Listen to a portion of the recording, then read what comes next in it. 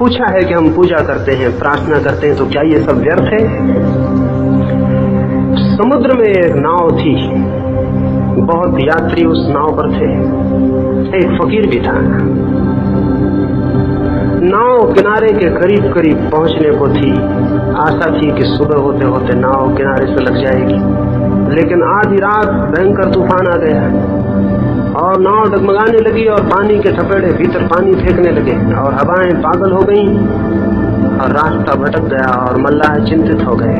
और आधी रात को सारे यात्री जग गए, हाथ जोड़कर घुटने टेक कर आकाश की तरफ प्रार्थना करने लगे कि हे परमात्मा हमें बचाओ।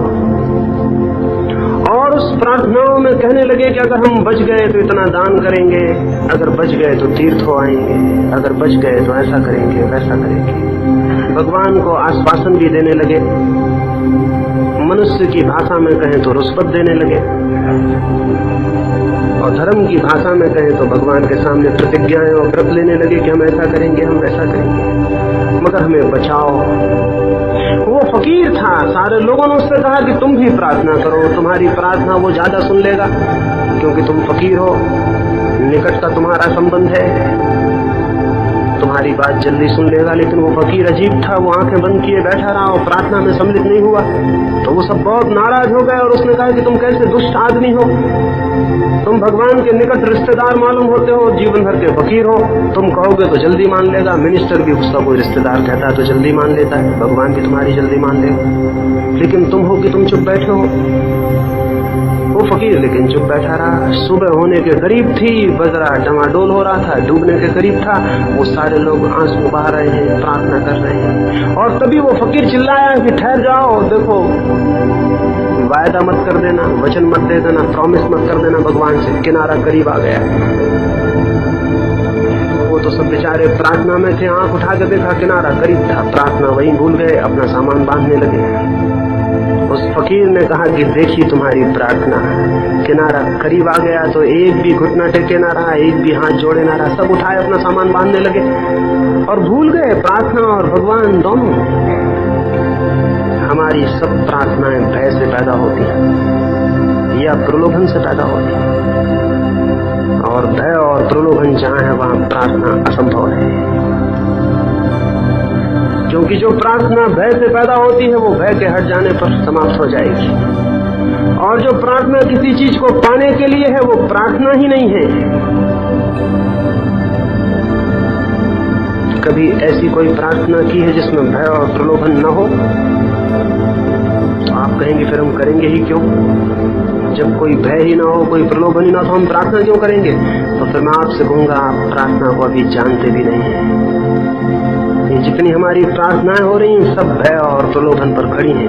या तो किसी भय से छुटकारा चाहिए, या कोई प्रलोभन है, कोई नौकरी चाहिए, किसी को स्वास्थ्य चाहिए, किसी को मुकदमा, और अगर स्वास्थ्य और मुकदमे से मन उब गया है तो स्वर्ग चाहिए, मोक्ष चाहिए, भगवान के दर्शन चाहिए, भगवान के चरणों में निवास चाहिए। इस तरह की 25 बातें, लेकिन चाहिए। क्या आपको पता है जो प्रेम कुछ मांगता है वो प्रेम झूठा है? लेकिन हमारी सब प्रार्थनाएं कुछ मांगती हैं। कोई प्रार्थना जो मांगती है सच्ची नहीं हो सकती, फिर कौन सी प्रार्थना सच्ची होगी? क्या आपको पता है जो प्रेम मांगता है वो झूठा होता है? फिर कौन सा प्रेम सच्चा है? जो प्रेम देता है वो सच्चा होता है, जो प्रार्थना देती है वह भी सच्ची होती है। लेकिन हम तो देने को जानते नहीं, हम तो मंदिर में मांगने जाते हैं, हम देने को जाते नहीं। धर्म का संबंध मांगने से नहीं है, धर्म का संबंध देने से है।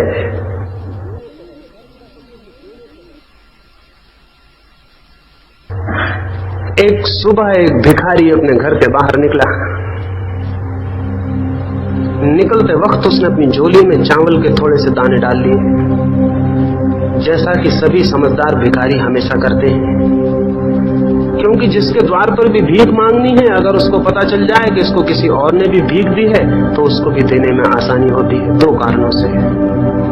एक तो उसे ये ख्याल नहीं पैदा होता कि ये मुझको ही मूर्ख बना रहा है, किसी और को भी बना चुका है। दूसरा, ये कोई साधारण भिखारी नहीं है, कोई विशिष्ट भिखारी है, इसको दान मिलता है।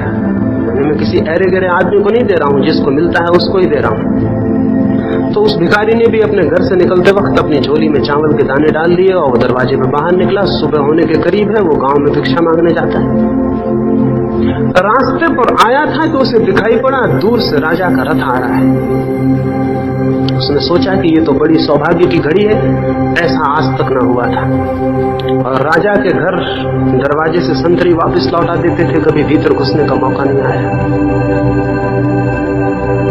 राजा भी उनको भीतर आने देता है जिनसे कुछ मिलने की आशा हो, जिनको देना पड़े उनको कौन भीतर आने देता है। तो उस भिखारी को तो कभी भीतर घुसने नहीं दिया गया था। आज मौका रास्ते पर ही राजा मिल गया था, तो उसने सोचा आज तो झोली फैला के सामने खड़ा हो जाऊंगा और आज तो मांग ही लूंगा और हमेशा की मुराद पूरी हो जाएगी। वो अपने मन में विचार करने लगा, क्या मांगूं क्या न मांगूं, और सोचता ही था कि रथ आके सामने खड़ा हो गया। राजा नीचे उतरा और भिखारी घबरा के रह गया। उसकी कल्पना में भी न था जो हो गया। राजा ने अपना कपड़ा फैला दिया और कहा कि मुझे कुछ दो। तो भिखारी ने सोचा भी न था कि राजा और अपना वस्त्र फैला देगा, और कभी जीवन में कल्पना भी न की थी कि मुझसे भी कोई मांग लेगा। वो अपनी झोली में हाथ डालता था और बाहर निकाल लेता था। हिम्मत न पड़ती थी कि एक मुट्ठी चावल के दाने दे दूं। देने की कोई आदत न थी, मांगने की ही आदत थी। दिया कभी था ही नहीं, हमेशा मांगा था। कल्पना में भी नहीं सोचा था कि कभी देना पड़ेगा, ऐसा पहाड़ भी सिर पर गिरेगा कि देना पड़े। तो मुट्ठी बांधता था, छोड़ देता था। राजा बोला जल्दी करो, जो भी देना हो दे दो, मैं जाऊं। और आज तो राजा ने कहा कि मैं यही कल्पना करके निकला था कि जो भी मुझे पहले मिल जाएगा उससे कुछ मांग लूंगा। बड़ा गड़बड़ राजा था। आखिर बामुश्किल उसने एक दाने को निकाला, एक दाना चावल का, और राजा की झोली में डाल दिया।